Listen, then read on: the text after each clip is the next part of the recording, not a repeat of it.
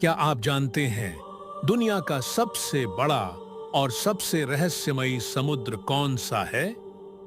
ये है Pacific ocean, जिसका आकार इतना बड़ा है कि इसमें पूरा एशिया और अफ्रीका समा सकते हैं। लेकिन ये सिर्फ बड़ा नहीं, दुनिया का सबसे खतरनाक समुद्र भी है, क्योंकि यहीं आती हैं सबसे ज्यादा और सबसे भयानक सुनामी, जो पल भर में हजारों लोगों को निगल जाती। दुनिया की सबसे गहरी जगह मारियाना ट्रेंच, ऐसी खाई जहां आज तक कोई इंसान पूरी तरह नहीं पहुंच पाया, और पैसिफिक ओशियन में ही है। बरमूडा ट्रायंगल, एक ऐसा इलाका जहां से कई जहाज और हवाई जहाज रहस्यमयी तरीके से गायब हो चुके हैं।